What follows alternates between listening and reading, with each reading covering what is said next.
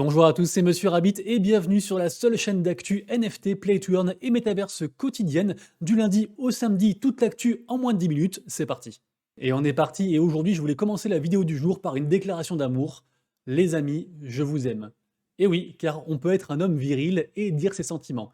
Et n'oubliez pas que si vous kiffez le contenu que je vous fais tous les jours, vous pouvez vous abonner à la chaîne, activer la cloche pour louper aucune vidéo, j'en fais quasiment tous les jours, à part le dimanche et mettre un petit commentaire de soutien ou pour me dire ce que je pourrais améliorer. N'oubliez pas également que sur la dernière vidéo Cross the Edges que j'ai faite, qui résume la soirée de l'Early Access, un jeu de cartes que j'adore, Cross the Edges vraiment, il y a un pack CTA à gagner que le founder Samy vous offre. Et concernant les autres résultats des giveaways de la semaine, et il y en a pas mal, je crois qu'il y en a environ une dizaine, je ferai un post tout à l'heure sur Twitter pour annoncer les gagnants. Et la grosse nouvelle du jour, c'est bien sûr l'annonce de Magic Eden, la plus grosse marketplace de la blockchain Solana. En effet, Magic Eden annonce passer aux royalties optionnelles et prévoit de renoncer également à ses frais de plateforme des 2%. C'est une décision qui fait suite à toute une polémique en fait sur les frais, pas de frais, les frais, pas de frais. Et finalement, vu qu'ils perdent du marché, ils se sont alignés. Donc voilà, maintenant les frais, c'est optionnel. Donc ça veut dire que vous pouvez acheter un NFT et reverser 0% du coup à l'artiste. Le géant Immutable X, le layer 2 sur ETH qui ne cesse de grimper et qui nous propose un petit panorama des projets qui utilisent du coup cette solution-là. On retrouve évidemment Gods Unchained, Guild of Guardians, Sparkadia, Illuvium, Amber Sword, Honest Quest, Star Heroes, d'Elysium aussi. Je suis partenaire d'Elysium depuis je crois 6 mois, un truc comme ça. Et n'hésitez pas à rejoindre leur Discord, ils sont en train de release le jeu actuellement. Mais on retrouve aussi Immortal Game que je kiffe de ouf, Cross the Edges que je kiffe de ouf et pas mal d'autres projets comme ça. Donc vraiment Immutable X, to the moon. La rumeur de la collection Artefact sur ETH, peut-être qu'ils vont faire un partenariat avec les Bored Ape, avec Otherside. Je vous le rappelle, donc les Clonix, Artefact, tout ça, c'est un petit peu pareil. Ils ont fait un gros teasing dernièrement avec potentiellement des pets, des animaux de compagnie. Certains disent que c'est des Koba en fait, donc les pets du coup de Otherside. Donc à voir, ce qui est sûr, c'est que du coup les volumes brassent à toute vitesse suite à cette annonce. Une news peut en cacher une autre, et ici on a un bel exemple avec le partenariat entre Honda et Sony. En effet, ils produisent actuellement des véhicules électriques avec différentes technologies à l'intérieur, et dans le communiqué où ils annoncent ça, ils ont également dit qu'en fait ils voulaient intégrer de plus en plus, de manière transparente, les mondes réels et virtuels, et qu'ils exploraient du coup des nouvelles possibilités de divertissement grâce à des innovations numériques telles que le métaverse. Donc excellente nouvelle pour le Web3. Et pour les fans de voitures qui nous regardent, je vous rappelle qu'il y a un métaverse qui va arriver, le premier métaverse concessionnaire automobile, entièrement basé du coup sur la technologie de la blockchain, et ce sera un partenariat entre Oneverse et Tire Market. Décidément, c'est une excellente semaine pour Meta qui cumule les bonnes news après avoir touché le fond il y a quelques temps. Là, ils sont en train de rebondir et on apprend du coup que l'UFC a annoncé son partenariat avec Meta. L'objectif est d'apporter les futurs événements d'arts martiaux mixtes, donc MMA, à la réalité virtuelle. Et de plus aussi, on a aussi UFC Fight Pass, qui est un service de streaming vidéo par abonnement de l'organisation officielle, qui va du coup proposer des combats en direct et à la demande en réalité virtuelle du coup sur Horizon Worlds, le métaverse de Mark Zuckerberg. Et encore Meta, je ne sais pas où ils ont trouvé l'argent pour faire tous ces partenariats, mais c'est vraiment incroyable. Encore un partenariat du coup avec Meta et cette fois-ci donc le football club de Liverpool.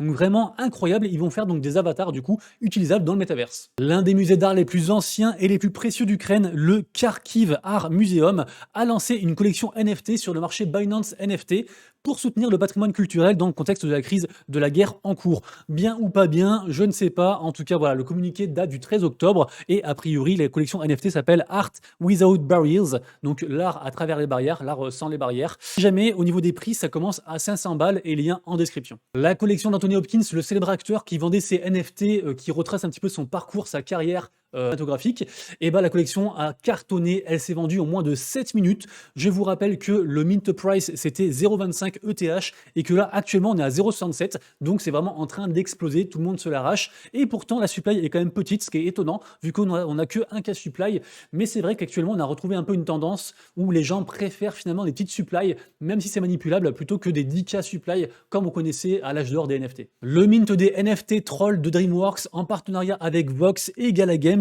est actuellement disponible. On en avait parlé il y a quelques jours, donc là ça y est, c'est dispo. C'est 0,888 ETH pour le mint et vous avez le lien en description. Un petit outil intéressant qui pourrait en intéresser plus d'un, c'est le nouveau robot de CoinShares qui en fait permet de déterminer un prix d'un NFT en fonction en fait de sa rareté, de la supply, enfin de plein de caractères différents. C'est pas forcément le prix du floor price, c'est le prix du coup qui sera suggéré comme étant le meilleur prix possible pour un NFT à un temps donné.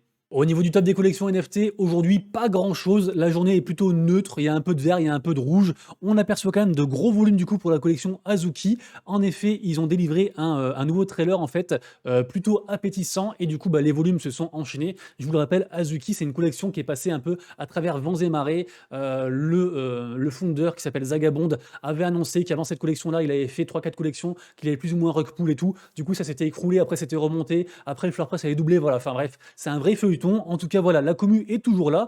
La commu a pris quand même pas mal possession du projet et en tout cas, voilà, tout le monde est plutôt hypé et du coup, ça se ressent sur les volumes. On aperçoit aussi forcément du coup dans le top 4 la collection d'Anthony Hopkins dont on a parlé.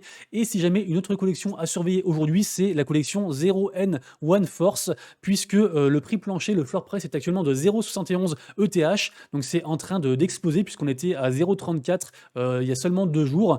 Et en gros, voilà, je peux vous mettre le petit trailer ici, mais c'est une collection en fait qui veut être un petit peu le pont entre différentes blockchains, entre différents projets.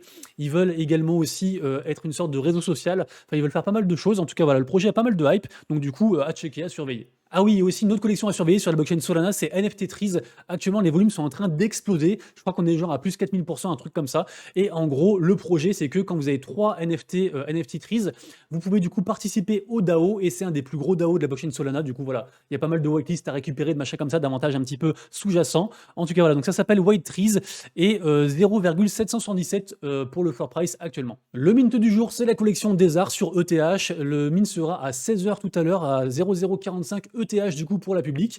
Je vous le rappelle, je donne pas trop d'infos sur les mints, sur de quoi ça parle, etc. parce que j'ai pas envie de vous faire FOMO. C'est vraiment à vous de faire vos propres recherches. Je donne jamais de conseils d'investissement. Le but, c'est juste de vous mettre la puce à l'oreille sur un projet que moi je trouve cool et hypé, suivant différents indicateurs. Et après, c'est à vous vraiment de checker ça, de voir si vous pouvez prendre le risque de minter ce projet ou non. Demain dimanche, reposez-vous et si vraiment vous voulez, il y a quand même un free mint assez timide entre guillemets, mais un free mint quand même. C'est la collection Fish Tank, ce sera demain du coup à 18h. On passe ensuite à la partie Play to Earn et la journée est plutôt dans le rouge. Après c'est un rouge timide, je vous le rappelle, quand vous voyez un -3 à -4% sur les tokens de la GameFi, c'est pas grave, ok?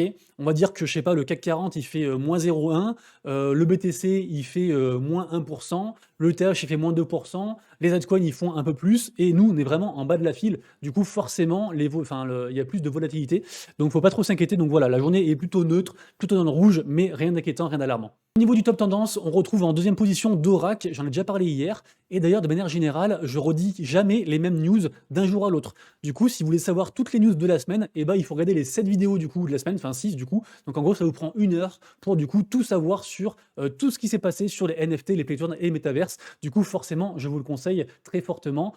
En top tendance numéro 1, on retrouve League of Kingdom, donc le free-to-play, le MMO free-to-play sur la blockchain Polygon, dont là, je vous ai mis du coup un petit extrait. Faire une course de crabe ou une course en étant bourré? Bien sûr, c'est dans un jeu.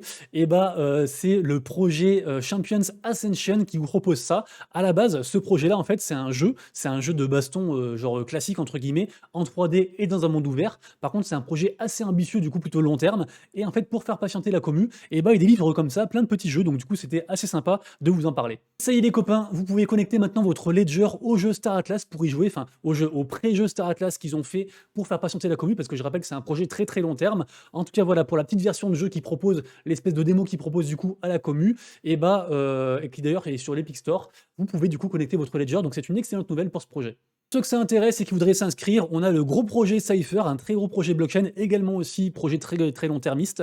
Ils vont en fait faire les phases d'alpha playtest très bientôt, les mises à jour. Du coup, pour ceux que ça intéresse et pour ceux qui voudraient également s'inscrire, le lien sera en description. Projet Heroes of Arcane, qui est un projet play to earn sur la blockchain Wax, va délivrer son premier drop. Pour ceux qui s'intéressent, le projet a été développé partie blockchain par la guilde QTT, une guilde très active sur Wax.